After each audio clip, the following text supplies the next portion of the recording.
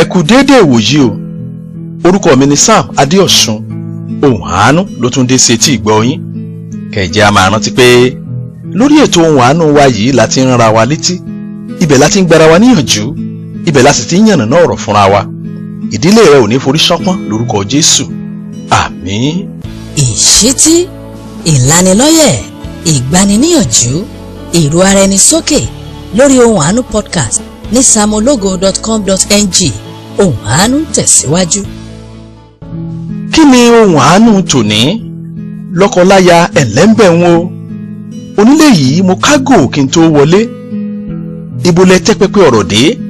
Èwo lẹ sì ti gbà pé kí wọ́n bá yín fọ́n dànù? Ṣé ẹ rántí pé bídìí bá bàjẹ́ tán tó nídìí ní ó dà? Ẹ jẹ́ tún lo àsìkò yìí láti dúpẹ́ lọ́wọ́ àwọn ọmọ Ọlọ́run tó ń gbọ́ ètò yìí lọ́sẹ̀ẹ̀sẹ̀. Mo tún dúpẹ́ lọ́wọ́ àwọn tó ń pè wá láti kí wa. Àwọn tó ń béèrè ìbéèrè, mo lù yín lọ́gọ ẹnu o. Àwọn tó ń dábàá pé ká sọ̀rọ̀ lórí kókó kan àbó míì, ẹ ṣeun púpọ̀ púpọ̀. Mo tún kí àwọn tó ń fi owó ránṣẹ́ sí wa láti ran ètò yìí lọ́wọ́, tí wọ́n sì ní ká má dárúkọ wọn. Mo gbàdúrà ajẹnirun ò ní wọnú ìbùkún yín lórúkọ Jésù. Àmín. Olùgbọ́ ètò yìí kan ló béèrè ìbéèrè kan lọ́wọ́ mi pé kí ló fà á tí ìgbéyàwó ṣe ń túká bí ìgbà tí wọ́n bá ju ògúlùtulù gànà? Nígbà tí mo fi dáhùn ṣọwọ́ sí i, òun ló wá dábàá pé ká kúkú sọ lórí ètò Ohun Àánú wa. Ẹ wò ó, ìkọ̀sílẹ̀ lọ́kọláya ti pọ̀ lápọ̀jù lóde òní. Bá a bá tùnùtùnù ẹ̀ lọ ká tún tùnùtùnù ẹ̀ bọ̀. Ọ̀rọ̀ gbogbo òṣè lórí alábàáwọn, èyí táwa ìrújú Ọlọ́run dá sílẹ̀ òun ló pọ̀ jù nínú rẹ̀. Ó bí mi léèrè pé kí n ṣáàwó. Àìmọye ìgbéyàwó òun ni wọ́n ti fìran àgàmùrara tú dànù. Àìmọye ìgbéyàwó òun ni wọ́n ti fìran sọ di iṣu atayànyàn. Bàbá ní ká kà ní méní tàbí méjì. Iṣẹ́ ìránṣẹ́ mélòó gan ló ń sa gbogbo ipá láti mú kí ìgbéyàwó kó nípọn sí i. Ká tó ka 5, a ti ka 100 tó ti fìran àgàmùrara sọ́kọ àti ìyàwó dọ̀tá ara wọn. Mo rántí Mr. Ògúnbùsú yìí. Ẹ̀ẹ̀mẹ́ni tí mo lọ gbàdúrà lórí òkè kan ní kọjá Ìbàdàn ni mò ń pàdé rẹ̀. Ẹlẹ́ẹ̀kẹrin mi lórí òkè yìí, mo dá jókòó mo sì ń ka ìwé ìròyìn nírọ̀lẹ́ ọjọ́ kan. Ní arákùnrin yìí wá bá mi níbi tí mo jókòó sí lórí àpáta. Ó sì tọrọ ìwé ìròyìn tí mò ń kà yìí lọ́wọ́ mi. Nígbà tí ó dá padà ni mo béèrè lọ́wọ́ rẹ̀ pé jọ̀ọ́ pé pásítọ̀ níyín? Ó ní rárá o, iléeṣẹ́ ìjọba lòun ti ń ṣiṣẹ́ nílùú Èkó. Mo sọ fún un pé Èkó lèmi náà ń gbé. Nígbà tó di ijọ́ kejì ló tún padà wá bá mi o. Ó sì wí pé ká jọ gbàdúrà pọ̀. Ẹ wò ó, wákàtí àdúrà kan péré lálá fẹ́ jọ gbà pọ̀ o. Ṣùgbọ́n odidi wákàtí 4 ni mo fi ń gbà níyànjú tí mo sì ń fi lógo ayé hàn. Tóun náà sì wá rí i pé òun ti tẹ́ pẹpẹ ọ̀rọ̀ ayé òun jìnnà. Wọ́n sì ti bá òun fún èyí tó dáa jù nínú ìgbéyàwó òun sínú igbó. Ẹ wò ó, ọdún 18 rèé tí Mr. Ògúnbùsú yìí àti ìyàwó rẹ̀ ti fẹ́ra wọn ní lọ́kọláya. Wọ́n sì ń gbádùn ìgbéyàwó wọn, tí wọ́n sì ń tọ́ àwọn ọmọ wọn nílànà Ọlọ́run. Wàhálà bẹ́ ní nǹkan bí ọdún 3 sẹ́yìn nígbà tí Mr. Ògúnbùsú yìí bẹ̀rẹ̀ àìsàn kan. Gbogbo ọgbọ́n táwọn dókítà dá òun ló já sí pàbó. Ọ̀rọ̀ àìsàn rẹ̀ yìí ó sì rú wọn lójú púpọ̀ púpọ̀. Ẹ wò ó, nígbà tí Mr. Ògúnbùsú yìí fúnra rẹ̀ tó ń rí ohun tó ń ṣẹlẹ̀, òun ló fi ọ̀rọ̀ ara rẹ̀ tọ̀ pásítọ̀ kan lọ.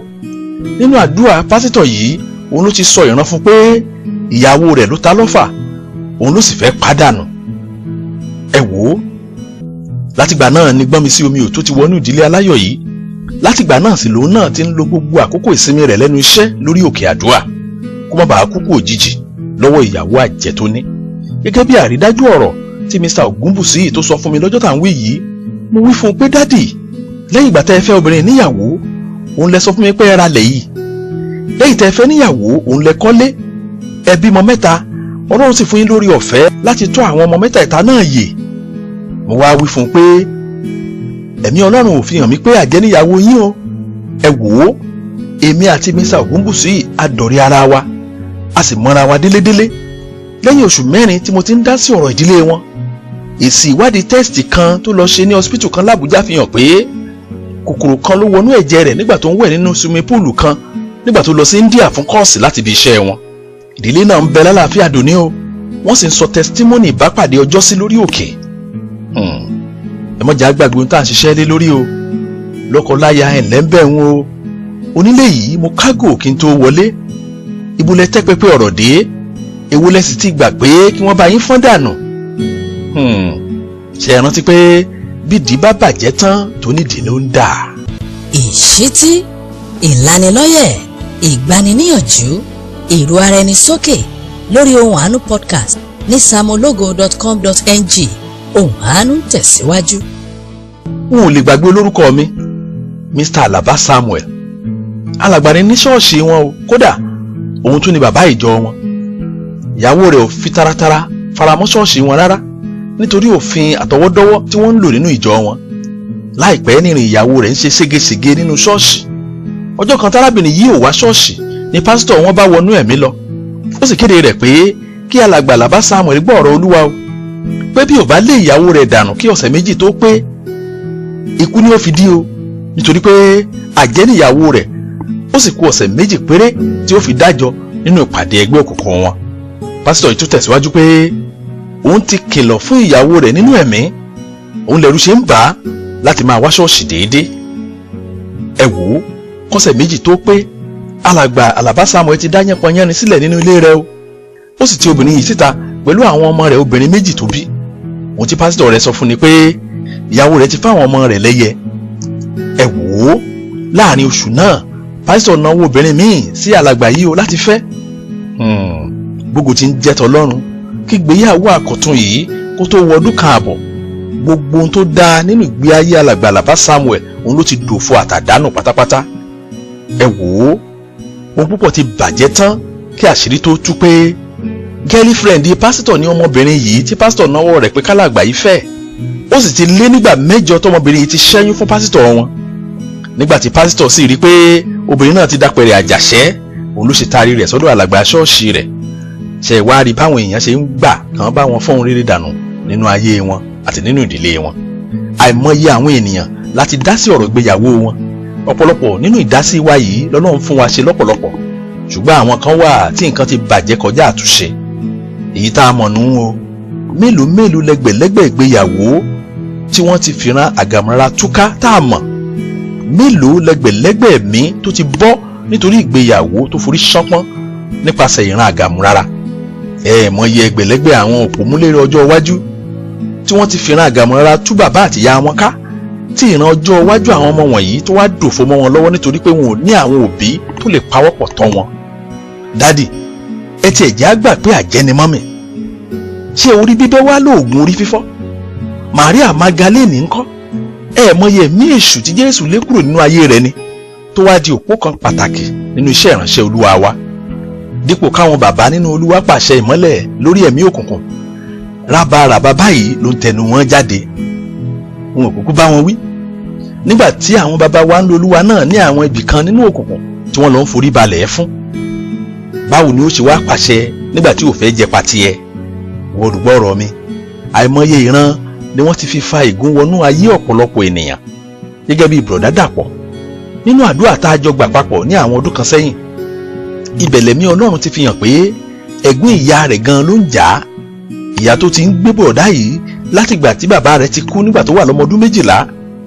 lọ́jọ́ àìrí jẹ, lọ́jọ́ àìrí mu, ìyá yìí jìyà lójú páálí láti rán bùrọ̀dá Dàpọ̀ lọ sí yunifásitì. ẹ wò ó, bùrọ̀dá Dàpọ̀ gba Jésù tàì gba Jésù tán, wo ni wọ́n ríran sí pé àjẹ́ níyà rẹ̀. bó bá sì lọ súnmọ́ jù, ìyá rẹ̀ ó forí rẹ̀ dájọ́. nígbà tó pọ̀lọpọ̀ àwa kìrìsìtẹ́nì gan jẹ́ kòròǹfo ọ̀nà dà tí wọn ò fi ní máa sáfàjẹ́. ẹ wò ó, nínú òṣì àti ebi nìyá yìí kú sí o. àìláyọ̀ ìyá rẹ̀ yìí olúwaṣọ náà lẹni tí ń tàràkà kó tó jẹun. ìwọ olùgbọ́ ọ̀rọ̀ mi, èyí tó o bá fi wà lábẹ́ ìdè ìran àgàmúrara, farabalẹ̀ wo ohun tí Bíbélì ń sọ lórí ọ̀rọ̀ ayé rẹ̀, kó o sì farabalẹ̀ wo àwọn ibi tó o ti ń ṣàṣìṣe. gbogbo ohun tó yẹ kó o mọ̀ lọ́lọ́run ti ṣàṣepé rẹ̀ nínú Bíbélì o. kó o má sì bá wọn gbégbé ayé ìsìnrú nílẹ̀ òmìnira. kó o sì máa rántí kíkì mi lónìí sí ọ pé lọ́kọláya ìlẹ́ ń bẹ̀ ń o. onílé yìí mo kágò kí n tó wọlé, ibo lẹ tẹ́ pẹpẹ ọ̀rọ̀ dé? èwo lẹ sì ti gbà pé kí wọ́n bá yín fọ́n dànù? ṣe é rántí pé bí ìdí bá bàjẹ́ tán tó nídìí ló ń dà. ẹ jẹ́ á gbàdúrà. Ọlọ́run wa dúpẹ́ lọ́wọ́ yín fún àṣeyọrí ètò yìí ní ọ̀sẹ̀ yìí. mo gbàdúrà èyí tí ìran àgàmúrara ti dá nínú ìdílé rẹ, mo ní ó tó bẹ́ẹ̀ lórúkọ Jésù. Ọlọ́run ó mú ìgbà ọ̀tun padà bá ìdílé rẹ lónìí lórúkọ Jésù. Àṣírí òkùnkùn ó sì tú pátápátá. Báyìí ni a gbàdúrà ní orúkọ Jésù Kristi Olúwa wa. Àmín. Fún ẹ̀kúnrẹ́rẹ́ àlàyé àbẹ́ níbèrè ó sì jẹ́ ẹ̀bẹ̀ àdúrà ni pé Pastor Sam Adéọ̀ṣun sórí nọ́mbà yìí 0809 66 799 72 tàbí kó o lọ sí samologo.com.ng láti lè rí àwọn ọ̀nà tó lè bá wọn fọ̀rọ̀ jomitoro ọ̀rọ̀. Títí dọ̀sẹ̀ tó ń bọ̀ ẹ máa gbé nínú àánú Ọlọ́run.